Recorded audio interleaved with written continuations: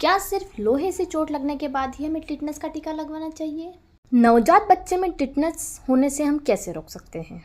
क्या चोट लगने के 24 घंटे के भीतर ही टिटनेस का टीका लगवाना ज़रूरी है?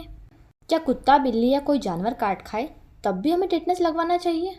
क्या टिटनेस का एक टीका हमें टिटनेस जैसी गंभीर बीमारी से बचा सकता है क्या? क्या सच में टिटनेस जैसी बीमारी का कोई इलाज ही नहीं है क्या? क्या टैटू बनवाने से भी टिटनेस होता है?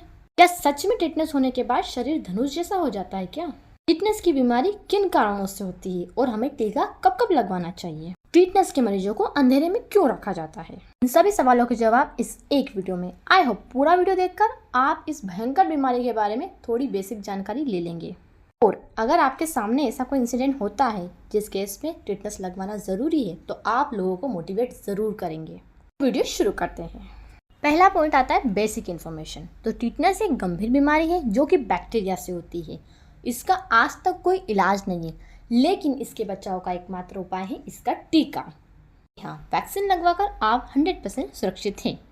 टिटनेस का जो बैक्टीरिया होता है वो स्पोर्स बनाता है। स्पोर्स यानी जो फल के बीज होते हैं, उसी तरह छोटे छोटे बीज रहते हैं इसके। तो ये हर जगह रहते हैं, धूल, मिट्टी, गार्डन, फल, फूल, कांटे, सारी जगहों पर ये रहते हैं। किसी कारणवश अगर आपको चोट लगती है और खून निकलता है तो ये जो बैक्टीरिया होते हैं इनके स्पोर्स आपकी बॉडी में एंटर कर जाते हैं। और अगर आपने लापरवाही बरती और टिटनेस का टीका नहीं लगवाया तो आपको टिटनेस की बीमारी हो सकती है, जो इतनी गंभीर है कि इसके होने के बाद जो मुंह है वो पूरा जकड़ जाता है, जबड़े जकड़ जाते हैं और मुंह पर ऐसा लगता है जैसे किसी ने ताला लगा दिया। और शरीर का आकार सीवियर स्टेज में होने के बाद धनुष जैसा बन जाता है, इसलिए इसे धनुष रोग भी कहा जाता है। और दर्द इतना ज़्यादा भयंकर होता है कि पर्सन को दिन में 4-4 इंजेक्शन दर्द के लगते हैं, इसीलिए इस बीमारी को दर्दनाक बीमारी भी कहा जाता है। हम देखते हैं कारण क्या क्या हो सकते हैं। पहला कारण कि आपको घाव हुआ है, चोट लगी है और उसमें मिट्टी, धूल या गोबर से इन्फेक्शन हुआ है।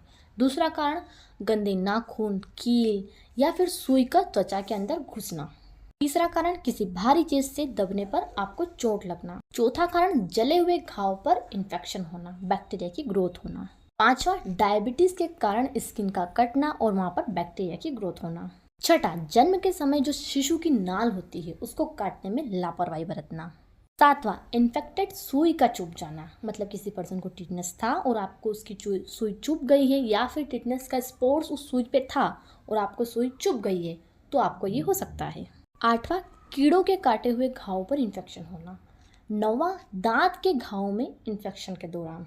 10वां ऑपरेशन थिएटर में सफाई के दौरान अगर लापरवाही बरती गई तो जो टिटनेस का स्पोर है वो ओटिक सर्जरी के दौरान पेशेंट के शरीर में एंटर कर जा सकता है।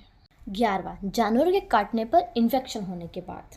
और 12वां टैटू बनवाने से। जी, एक नई रिसर्च में पाया गया है कि टैटू बनवाने से भी टिटनेस हो सकता है। पता कैसे चला कि टिटनेस हुआ है? तो जो लक्षण रहते हैं उस आधार पर ही डॉक्टर डायग्नोस करते हैं कि पर्सन को टिटनेस हुआ है। तो अब हम लक्षण देखते हैं। पहला लक्षण होगा कि सांस लेने में उसे तकलीफ होगी, उसे निगलने में तकलीफ होगी, मुंह खोलने में परेशानी होगी। दूसरा, उसके जबड़े, होंठ और गले की जो मसल्स है वो बहुत ज़्यादा कड़क हो जाएगी, ऐठन आ जाएगा। पूरे शरीर में भी उसको ऐठन रहेगा, मसल्स एकदम सख्त कड़क हो जाएगी। मरीज को बार बार दौरे आएंगे, उसका सिर दर्द बहुत ज़्यादा होगा, बॉडी के हर पार्ट में उसको दर्द होगा, शरीर बहुत ज़्यादा खिंचाएगा, बीपी पल्स बहुत ज़्यादा बड़ा रहेगा, हाथ पैर में इतनी अकड़न होगी कि वो खिंचाव के कारण धनुष जैसे बन जाते हैं। और तेज शोर, स्पर्श और लाइट से भी जो मसल्स कॉन्ट्रैक्शन है वो बढ़ते हैं। तो ये सब है इसके लक्षण। अब हमारा मेन पॉइंट आता है प्रिवेंशन। हम कैसे इस बीमारी को होने से रोक सकते हैं। पहला, जब भी आपको चोट लगी और आपको खून निकला है तो आपको टिटनेस का टीका 24 घंटे के भीतर ही लेना है। दूसरा, कोई भी जानवर काटे, चाहे कुत्ता हो, बिल्ली हो या जंगली सूअर हो, आपको उस दौरान टिटनेस का टीका 24 घंटे के भीतर लेना है। तीसरा, प्रेगनेंसी में भी आपको 2 टिटनेस के टीके लेने हैं ताकि आपको भी टिटनेस ना हो और बच्चे को भी टिटनेस ना हो। चौथा, बच्चों का टीकाकरण। जन्म के बाद टीकाकरण का एक शेड्यूल रहता है तो उसके अकॉर्डिंग आपको टीके लगवाने हैं। पांचवा, जो हमारी पुरानी आदतें होती हैं, जैसे जब बच्चा जन्म लेता है तो हम नाल को ऐसे ही खराब चाकू से या जंग लगी ब्लेड से काट देते हैं, उस नाल पर हम गोबर लगा देते हैं। और आज भी कहीं कहीं ऐसा होता है कि जब चोट लगती है तो हम वहाँ पे मिट्टी, गोबर ये सब लगा देते हैं। तो ऐसा नहीं करना है क्योंकि इसके अंदर तो बैक्टीरिया बहुत ज़्यादा मात्रा में होता है। ये सारी आदतें हमें छोड़नी पड़ेगी। अब देखते हैं हम इसका ट्रीटमेंट। तो ट्रीटमेंट में कुछ नहीं, सपोर्टिव केयर दी जाती है। पेशेंट को आईसीयू में रखा जाता है अगर वो सीवियर स्टेज में है। वेंटिलेटर पे रखा जाता है क्योंकि उसको सांस लेने में दिक्कत आ रही है।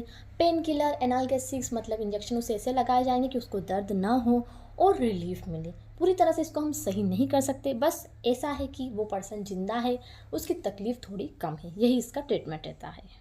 कुछ मसल्स रिलैक्सेशन टेक्निक भी यूज़ की जाती है और मेडिसिन दी जाती है ताकि मसल्स में खिंचाव कम हो।